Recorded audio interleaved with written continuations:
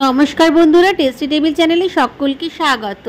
উত্তর ভারতের প্রসিদ্ধ রাজমার রেসিপি আজকে শেয়ার করব। রাজমা চাওয়াল উত্তর ভারতের একটি প্রসিদ্ধ খাবার, কিন্তু আজকাল সবাই খেয়ে থাকি।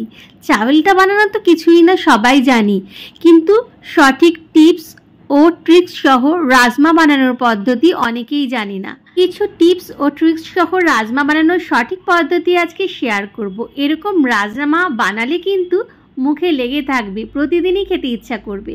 রাজমাটা আমি সারা রাত জলে ভিজিয়ে রেখেছিলাম। সকালে ভালো করে ধুয়ে নিয়ে প্রেসারের মধ্যে দিয়ে দিলাম, সাথে দিলাম 2 কাপ মতো জল, দিলাম একটা তেজপাতা, 2টো দারচিনির টুকরো, 4টে লবঙ্গ, 4টে ছোটো এলাচ আর একটা ছোট্ট সাইজের পেঁয়াজ কুচি দিলাম, সাথে সামান্য সাদা তেল আর একটু নুন।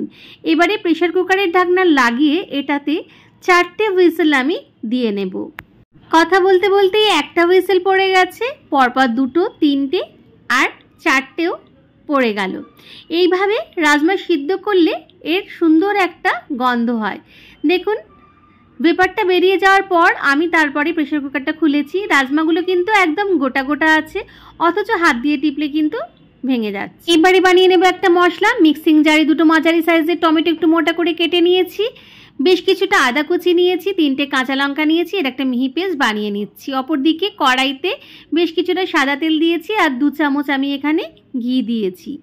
এরপরে গরম হলে তেলটা দিয়ে দিলাম এতে গোটা সাদা জিরে ফোড়ন। একটু সাদা জিরে ফাটতে শুরু করলে এর মধ্যে দিয়ে দিলাম পেঁয়াজ আর রসুন কুচি, একটু মিহি করে কুচি করে নেওয়া। পেঁয়াজ রসুনটা এবার মিডিয়াম ফ্লেমে ভালো করে আমি একটু ভেজে নেব।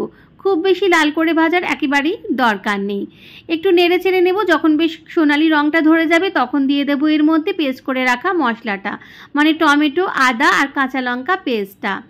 এইবারে পেঁয়াজের সাথে খুব ভালো করে মশলাটা মিশিয়ে নেব, মিডিয়াম ফ্লেমে কষতে থাকবো। এটা ভালো করে নেড়ে চেড়ে নেব। এরপর দিয়ে দেবো এতে বেসিক মশলাগুলো।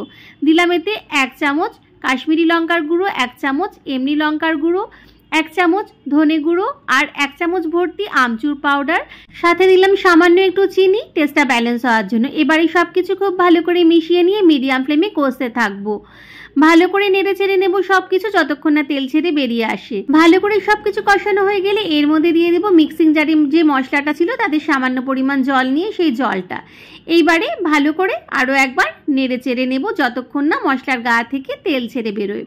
সুন্দর তেল ছেড়ে বেরোতে শুরু করেছে, এই সময় দিয়ে দিলাম কিছুটা কসুরি মেথি, সাথে দিলাম পরিমাণ মতো নুন। আগে রাজমা সিদ্ধ করার সময় অল্প নুন দিয়েছিলাম, এটা মাথায় রেখে নুনটা কিন্তু দিতে হবে। দেখুন মশলাটা কিন্তু এবার ভালো মতোই কষানো হয়ে গেছে, রং দেখেই বোঝা যাচ্ছে। দিয়ে দিলাম এর মধ্যে সিদ্ধ করে রাখা রাজমাটা, জল সহই আমি দিয়ে দিলাম। ভালো করে একটু নেড়ে চেড়ে নিলাম, সব কিছু মিশে গেলে যখন ফুটতে শুরু করবে তখন একটা ঢাকা দিয়ে দিলাম 5-10 মিনিটের জন্য। 5-7 মিনিট ঢাকা দিলেই হবে। 5-7 মিনিট পর ঢাকনাটা খুলে নিচ্ছি, ওপর থেকে ধনেপাতা কুচি ছড়িয়ে দিয়ে পরিবেশন করুন দারুণ স্বাদের রাজমা। দেখুন টেক্সচারটা পাঞ্জাবি ধাবাগুলোতে ঠিক যেরকম হয় ওই রকমই কিন্তু টেক্সচারটা হয়েছে।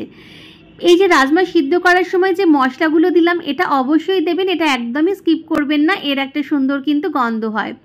চাল বা জিরা রাইস এখানে আমি বানিয়ে নিয়েছি, সেটা পরিবেশন করে দিচ্ছি। নিয়ে নিন দারুণ স্বাদের রাজমা। যারা রাজমা খেতে পছন্দ করেন না তারাও এর প্রেমে পড়ে যাবেন, বারবার খেতে ইচ্ছা করবে। রেসিপিটি শেষ পর্যন্ত দেখার জন্য ধন্যবাদ।